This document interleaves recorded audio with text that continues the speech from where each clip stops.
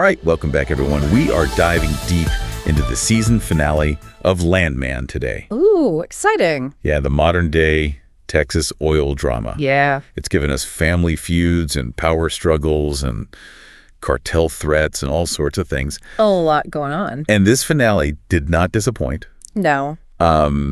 And, we asked for your reviews and you sent them in, and there is so much to unpack, so we're going to jump right in. Yeah, let's do it. I am joined by our expert today. Hi. To help us break this all down. I'm excited to dig into those juicy details. Oh, yeah. Especially the ones you mentioned. Yes. Right off the bat, things felt really tense. Yeah. Do you remember Monty Miller? Of course, our oil tycoon. Yes, our oil tycoon. Yeah. The whole episode just had this, cloud hanging over it because he was waiting on a heart transplant. Right. And, it just wasn't clear if he was going to get it or not. Yeah, it was very uncertain. Or if he'd even be strong enough. Right. And I think what was so fascinating about that is how that uncertainty really rippled out and kind of affected every single storyline and every other character. Yeah. Think about Tommy. Yeah. And those phone calls that he made to his family. Oh, they were heartbreaking. They were so heartbreaking. You could just hear the denial. Yeah. And the bargaining. Yeah. And just the struggle to come to terms with potentially losing his mentor, you know? Yeah. Those were tough to watch. Yeah. You could really feel the weight of that relationship. Yeah. And then boom, Monty actually dies later in the episode. Yeah. I have to admit, that was a little bit of a shock. It was. But it also, changes everything for Tommy, right? Right. Suddenly he's the president of the oil company. Yes, exactly. And it's not just, a personal loss for Tommy. Right. This is a seismic shift in the entire power structure. Yeah.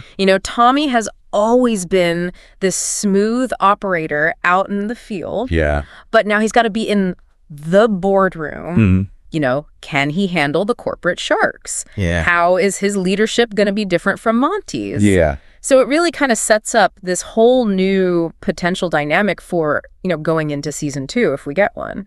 I'm already picturing the boardroom clashes. Oh, yeah. Big shoes to fill. Huge shoes to fill. Yeah. Speaking of changes, Okay. we got to talk about Ainsley. Okay. Did that storyline with the male stripper Oh, my God. for nursing home residents, Yes. did that surprise you at all? It definitely pushed some boundaries. I was not quite sure what the writers were going for there. Yeah, I know. And I think it definitely generated a lot of conversation online. Yeah. Some viewers found it uncomfortable, while others saw it as a way to explore Ainsley's desire for a genuine connection. Oh, okay. And I think ultimately it's about highlighting that contrast between her previous relationship with Dakota, Right. which was very superficial, Yeah. and then her budding romance with Ryder, Yeah. which seems to offer a little bit more depth and authenticity. Right. Yeah. It does seem like the writers wanted to give Ainsley a happy ending, They did. even with all the controversy surrounding her character. It seems like it. So, yeah, I'm curious to see what they do with her in season 2. Yeah, for sure. Now, on the complete opposite end of the spectrum, we have Cooper. Okay. I really loved watching his character develop Yeah. this season. Yeah, he's come a long way. Yes. Yeah. Talk about resilience. I know. This guy gets knocked down over and over. Yeah, but he keeps getting back up. He does. And now he's got this ambition Yeah. to build his own oil empire. He does. And what's so interesting about him is that he's not just stubborn. Right. He's learning from his experiences. Yeah. He's taking all those hard knocks and channeling them into something productive. Right. That scene where he and Ariana grieve Elvio's death together? Yeah. I thought that was really powerful. That was a great scene. Yeah. It really shows you how deep their bond is and how much they support each other. Oh, yeah. That scene really got to me, too. Yeah. It felt so genuine. Yeah. Like a real oasis in the middle of all the drama and backstabbing. Totally. But okay, now we have to talk about Yeah. the biggest shocker of the episode. Oh, boy. The cartel. Okay.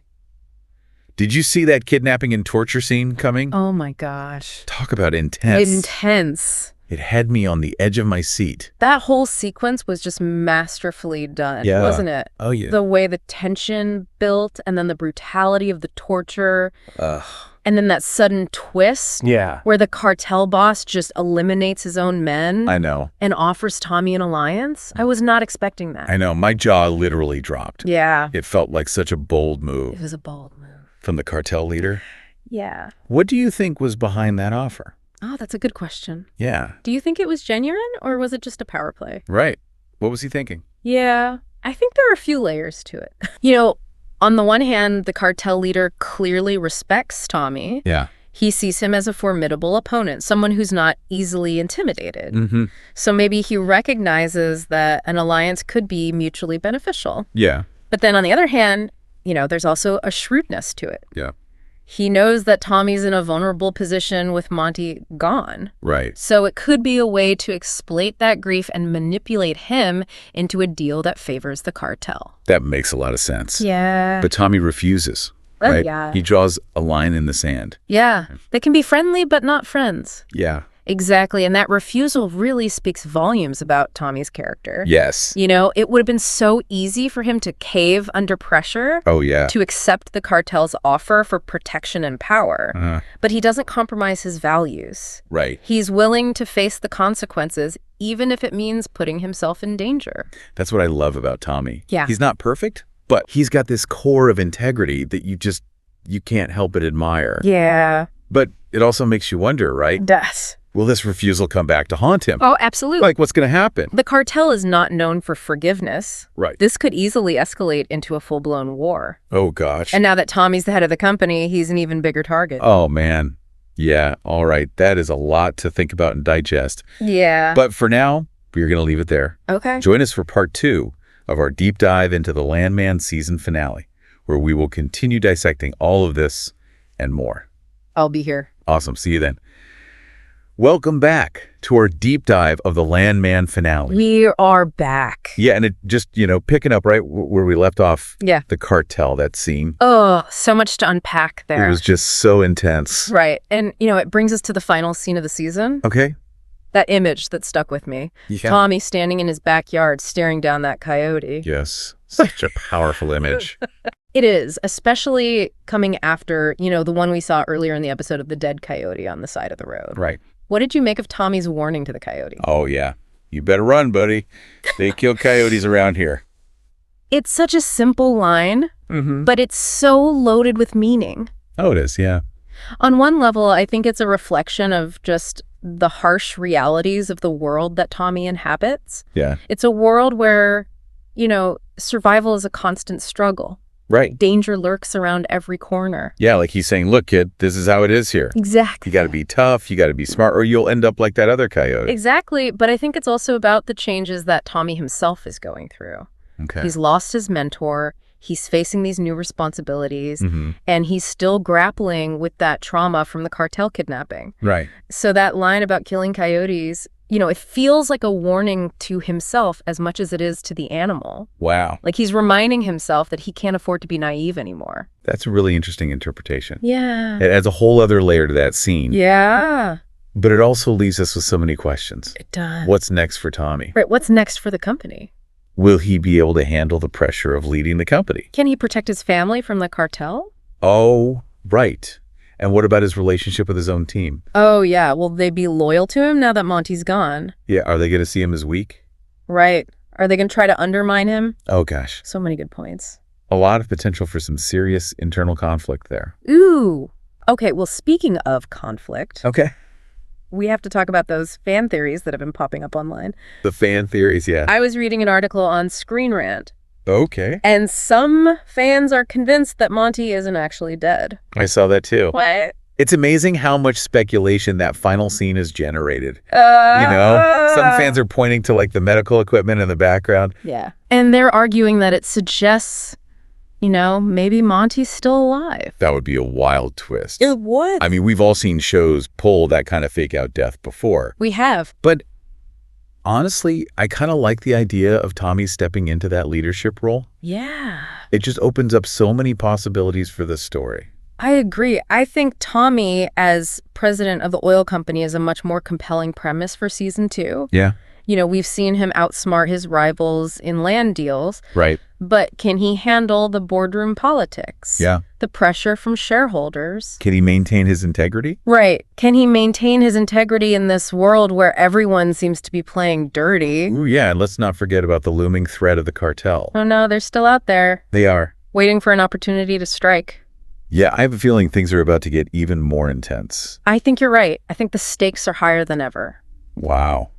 Tommy's not just fighting for his own survival anymore. He's fighting for the future of the company, his family, maybe even the entire oil industry in Texas. Phew, this has been a roller coaster It has. of a deep dive. We've covered a lot of ground. We have, and I feel like we've only just scratched the surface. Yeah, I think there's so much more to explore. There is. Okay, so as we kind of wrap up this part 2, Okay.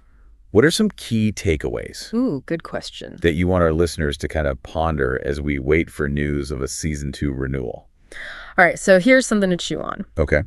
What does Tommy's new role as president mean for the future of the oil company, his family, and his dealings with the cartel? Okay.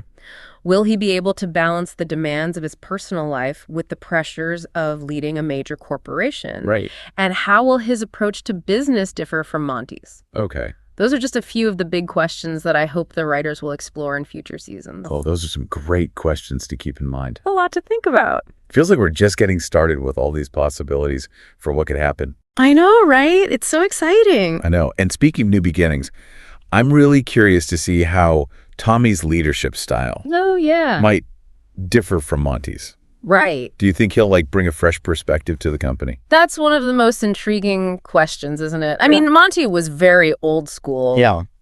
Ruthless, a classic Texas oil man. Yep. But Tommy, on the other hand, he's always been a bit more of a maverick, Right. He's not afraid to take risks, to bend the rules, to be a little bit reckless even. He definitely plays by his own rules. He does. That's for sure. Yeah. But will that fly in the boardroom? Right. Can he be both a savvy businessman and a compassionate leader? Yeah. It's a delicate balance, that's for sure. It is. Yeah. No, he's going to have to prove himself to the old guard, the people who are loyal to Monty, and he's going to have to navigate that cutthroat world of corporate politics. But, maybe, just maybe, he can bring about some positive change within the company. I would love to see him shake things up a bit. Me too. Bring a more ethical approach to the oil business, maybe even champion some environmental initiatives. Right. But, let's be realistic. He's also inherited a lot of baggage from Monty. Oh, yeah. Those shady dealings with the cartel. Oh, they're going to come back to bite him. They're bound to come back and bite him. Oh, absolutely. Oh, yeah. That cartel is a ticking time bomb. Yeah. They're not going to just sit back and watch Tommy consolidate his power. Right. They'll be looking for any opportunity to exploit his weaknesses, to get their hooks even deeper into the company. And what about his family? Ooh, good point. How will they factor into all of this? Yeah. Will they be his support system, or will they become targets for the cartel's retaliation? That's another layer of complexity, isn't it? Tommy's always struggled to balance, his work life and his family life. Right. And now, with the added pressure of being president, the constant threat from the cartel, those tensions are only going to escalate. Yeah, it's also fascinating, and I am already counting down the days until season 2. I know, me too. Landman has been such a captivating ride.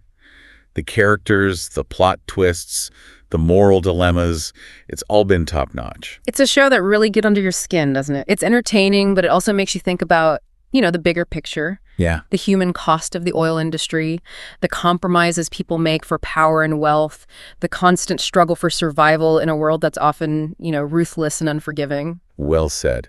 It has been such a pleasure dissecting this finale with you. Likewise. Always a pleasure. I always learn so much from our deep dives. I do too. And a huge thank you to you for listening in and sharing this journey with us. Yes, thank you for being here.